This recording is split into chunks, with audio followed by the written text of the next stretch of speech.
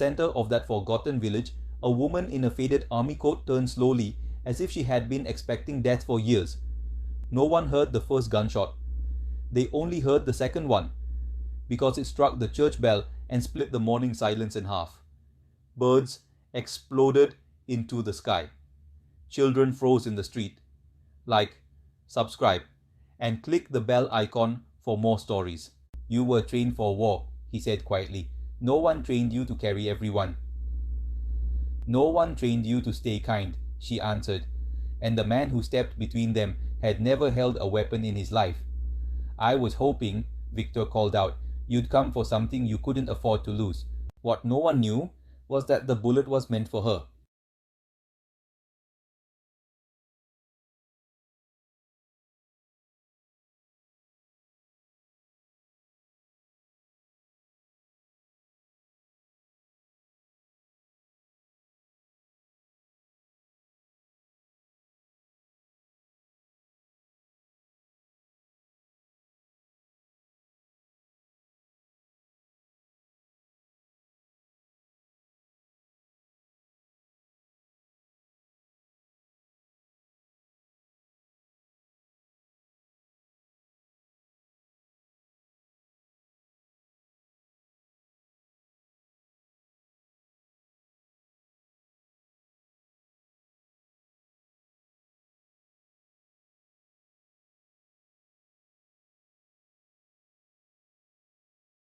The rain in the quarry doesn't just wash away the dirt, it hides the weight of a dying world.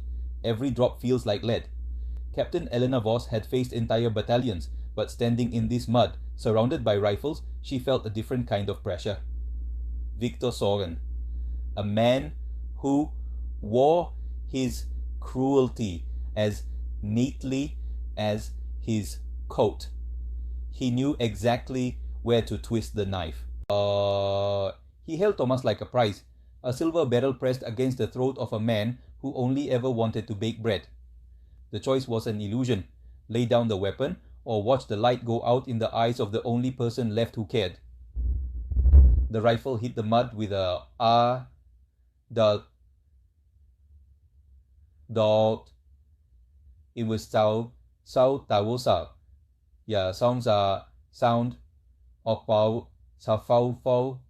of surrender. Or so Victor thought. He laughed, a hollow sound. When they tore the child's drawing, they didn't just destroy paper, they ignited a fire that no rain could ever put out. Surrender is a tactic, a moment of stillness before the storm breaks. I waited for the flicker of a searchlight. One movement, that's all it takes to shift the balance of power. The guard didn't even see the strike coming. The flash of my muzzle was the last thing the tower saw. Darkness is an ally when you have nothing left to lose. Chaos erupted like a long-suppressed scream. Mira's fire from the perimeter signaled the start of the end for this camp. I slid through the sludge, the heat of exploding fuel drums warming my back. The world was orange, black, and violent. The bunker door was warped, screaming against its hinges as I forced it open. The scent of rust and fear was overwhelming. Inside, the air was thick. Victor was waiting, a cornered animal with a silver fang. Thomas was the prize between us. He fired. Time slowed down. The sound was a hammer blow to the heart as I saw Thomas fall, blood on the floor, red on red. He clutched his shoulder, gasping. That was the moment Victor Soren truly died. I didn't think. I became the storm. Every strike was for the drawing in the mud, for the baker, for the village. I buried his arrogance into the cold floor. He wasn't a commander anymore, just a man who underestimated a captain's resolve. Mira found us. We hauled Thomas out as the camp burned behind us. The truck was our only hope for a dawn. The road was a jagged line through the dark. Every bump was a test of Thomas's strength and my own. In the quiet of the truck, the adrenaline faded, leaving only the ache of the mission and the warmth of a life saved. I let one tear fall. Just one. For the soldier I had to be, and the human I still was. Darin appeared like a ghost in the fog. A village of shadows waiting for a sign that the nightmare was over. They came out to meet us. Their eyes held a newfound faith that I wasn't sure I deserved. In the schoolhouse, the world felt small and safe. For a moment, there was no war, only the steady rhythm of a needle. We didn't speak. We didn't have to. The look in his eyes told me everything I needed to know about why I fight. Flour and fuel. The spoils of a raid that meant another week of life for these people. It was enough. But peace is a fragile thing in these hills. It shatters as easily as a child's drawing in the mud. The smoke on the horizon told the real story. The army was coming. The rescue was just the beginning of a larger war. Captain Voss stood ready. The rain had stopped, but the storm was only just arriving. The air in Darin was thick with the scent of wet earth and approaching iron. On the horizon, the smoke told the story of a coming storm. Captain Elena stood her ground, her gaze fixed on the ridge, where the world was about to break. Beside her was Thomas. He was just a boy from the orchards, now wearing a bandage and the weight of a soldier's fear. The armored convoy appeared like a steel serpent winding its way down the distant ridge toward the heart of the village. The villagers watched in silence. Elena's command was simple and terrifying. We hold. We do not run. We do not break. Then came the engine roar, a mechanical growl that silenced the wind. Commander Victor Soren had arrived to claim his prize. Victor's presence chilled the very air. He looked at Darin not as a home, but as a strategic point on a map to be crushed. The peace shattered. Bullets struck the ancient stone walls, and the air filled with the scent of wood, splintering, and gunpowder. From the church tower, Elena's voice cut through the chaos, her orders the only thing keeping the defense from dissolving. Thomas ran through the crossfire, carrying hope in the form of ammunition boxes, his boots kicking up the dust of his ancestors. Victor's forces were a tide of black iron, driving toward the center, turning our sanctuary into a ring of fire. Elena descended into the wreckage, her boots sliding on broken masonry as the perimeter collapsed around her. Victor stepped into the open, unhurried and unafraid. He pointed at Thomas, mocking the very idea of a farmer possessing courage. Then, the ultimate cruelty. They dragged the innocent into the light. A child's cry was the only sound in the sudden, terrible silence. A sniper's round hissed past Elena's head. Chaos erupted again, but her mind was elsewhere, locked in a desperate, impossible calculation. Thomas saw it first. A second squad, moving like ghosts toward the schoolhouse where the wounded were hiding. The schoolhouse door shattered. The last sanctuary was breached, and the lives of the most vulnerable hung by a single thread. Elena froze. Her gaze was torn between the battle for the square and the lives in that schoolhouse. A choice with no right answer. Victor watched her with the patience of a wolf. He knew the trap had closed. He had won before the final shot was even fired. Darin fell into a smoky grey silence. The captain's choice would echo long after the dust settled on the ruins of our home. The air in the village square tastes of copper and ash, a bitter reminder of a world falling apart around us. The sounds of war are constant, but the sound of breaking glass from the schoolhouse cuts through the chaos like a knife. Across the square, Victor Soren stands still. He isn't hiding. He is waiting, watching the destruction with a terrifying, calm amusement. He knows the choice I have to make. Every second I hesitate, the lives of those children inside drift further into the dark. Thomas is beside me, his hands shaking, his baker's apron stained with the blood of a war he never asked to fight. Stay here, Thomas. Do not follow me. If I don't come back, make sure someone remembers what happened here today. I don't wait for his answer. I can't. I sprint into the open, the ground erupting in fountains of dirt as cover fire begins. The interior of the schoolhouse is a ghost of what it used to be. Overturned desks and scattered papers replace the laughter. Soldiers move through the halls like shadows. I see the children huddled against the cold stone, their eyes reflecting a nightmare. There is no room for error. One breath, one movement. I disarm the first man before he can even blink. Go, run to the back. My voice is a rasp, hardened by years of command, but I feel my heart breaking for them. Every room I clear feels like a piece of my own soul being stripped away. The violence is controlled, but it is heavy. Flashes of my old life bleed into the present, a warm loaf of bread on a table, a hand bandaged with care. I fight to keep the memories at bay. Here, I am a captain. I am a shield. I am not the woman I once was. Suddenly, a shadow moves. I turn, finger on the trigger, ready to end another threat. But it's him. It's Thomas. Why are you here? I told you to stay. He looks at me as if he's seeing a stranger, a killer instead of a friend. An explosion shakes the building, sending plaster raining down on us. The foundation is groaning under the weight of the siege. I can't save them all. Thomas. I can't save the village, and I might not be able to save you. The truth is bitter. Thomas reaches out, his hand steady for the first time. Just what's in front of you, Elena? Just what's in front of you.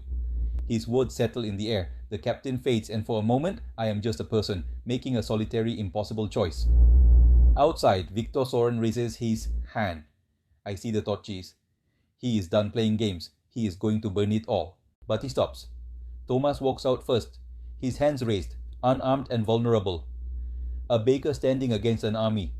I follow him. We stand together in the open ground, between the smoke of the school and the cold steel of the enemy line. Victor smiles. It's the smile of a man who thinks he's already won. He raises his pistol, pointing it directly at my heart. The world goes silent. The fire, the screams, the war, it all fades. Now there is only the answer I must give. The village of Darin had fallen into a heavy, suffocating silence. Ash drifted through the air like snow, settling on the bones of a broken home. In the center of the square, the machinery of war stood still, waiting for the final word from a man who treated lives like expendable currency. Victor Soren watched the devastation with a chilling patience. To him, this wasn't a tragedy, it was a masterpiece of tactical control and absolute dominance. His gaze fixed on the only man left standing in the open, Thomas, a civilian whose spirit was as weathered as the walls surrounding him. But Thomas wasn't truly alone. In the shadows of the wreckage, Elena Voss watched, her heart beating in rhythm with the ticking clock of survival. She lowered her rifle, a gesture of submission that masked a lethal intent. To win this game, she had to shed the skin of a captain. Elena stepped into the light, her voice steady and clear as she addressed the man who had torn her world apart with casual indifference. Victor let out a sharp, disbelieving laugh. He saw a broken soldier, unaware that he was looking at the architect of his own inevitable downfall. Elena didn't blink. She spoke of the schoolhouse and the failing West Line, using the truth as a lure to pull Victor's forces into position. She glanced at Thomas, a silent plea for faith passing between them. He had always been her anchor. Now he was her final reason. Then she moved. A blur of trained motion, she dove into the thickening smoke, becoming a ghost in a landscape she knew by heart. Victor's patience snapped. Fire! He roared, the command echoing through the ruins like a death knell as his soldiers unleashed a torrent of lead. Gunfire erupted, tearing into the stone. Thomas dove for cover, the world exploding around him as the trap began to spring its lethal teeth. Elena was the bait, weaving through the broken geometry of Darin. She drew Victor's forces away, fragmenting their formation with every tactical step she took. The geography was her weapon. Every alleyway and every collapsed roof served her design, leading the ruthless commander into a cage of his own making. In the basement of the old schoolhouse, Mira wiped blood from her brow. She kept her eyes on the trembling civilians, her hand on her weapon. The walls shook with the force of the outside conflict, but Mira didn't flinch. She was waiting for the signal, the one that meant hope. Thomas searched the smoke, his lungs burning. He spotted her silhouette near the broken outer wall, a lone figure standing against the tide of war. Elena adjusted her comms, her voice a low, raspy whisper. The weight of exhaustion was visible in the slump of her shoulders, yet she remained firm. Now, Mira, take them through the cellar, she commanded. The final phase of her plan was in motion, a desperate gamble for the lives of others. Thomas reached her, begging her to come back. But Elena knew that if she left now, Victor would find them all. The line had to hold. She looked at him one last time, a lifetime of unspoken words in her eyes. Don't follow me, she whispered. Just stay alive. She pushed him back into the shadows and turned toward the ridge. She drew her weapon, aiming not for a soldier, but for the mountain itself. A single shot echoed. The ridge groaned and then collapsed, a cascade of stone and earth burying the path and shielding the escape route. Victor realized too late that he had been played. His forces were compressed into a narrow kill zone, trapped by the very geography Elena had manipulated. Elena stepped out into the open ground. She was exposed, a deliberate target, drawing every ounce of Victor's remaining rage toward herself and away from Thomas. She had sacrificed her identity, her rank, and now, her life. But as she moved, she felt a strange, terrifying peace settle over her heart. One last time, her lips moved. "Stay alive," a whisper intended for the man she loved, carried away by the wind and the smoke of Darin. The gunfire grew louder, a crescendo of violence that illuminated the thickening smoke with bright, staccato flashes of lethal light. Darin would remember her, not as a captain, but as the ghost who gave everything so that others could find their way home. The air in Darin was heavy, thick with the scent of spent gunpowder and the bitter taste of a dying war. Captain Elena Voss moved through the haze, her footsteps a steady rhythm against the shattered ground. For Commander Victor Soren, the cold logic of the battlefield was failing. His confidence was beginning to fracture. A single shot rang out.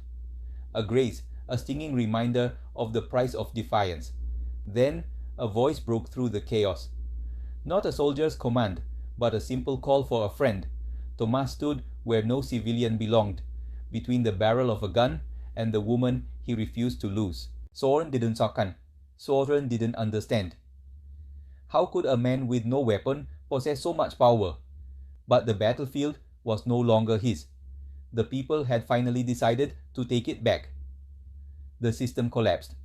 Logic was replaced by the overwhelming tide of collective will. Elena lowered her weapon. The war didn't need a final kill, it needed an end. As the smoke began to lift, the silence that followed was not of death, but of peace. Looking at Thomas, Elena felt the hardness of the commander finally melt away. She had survived minefields and sieges, but she had never felt more alive than in this rubble. The rebuilding would be long, but for the first time, it was a task they chose for themselves. Two figures, defined no longer by the battles they fought, but by the choice to stand together.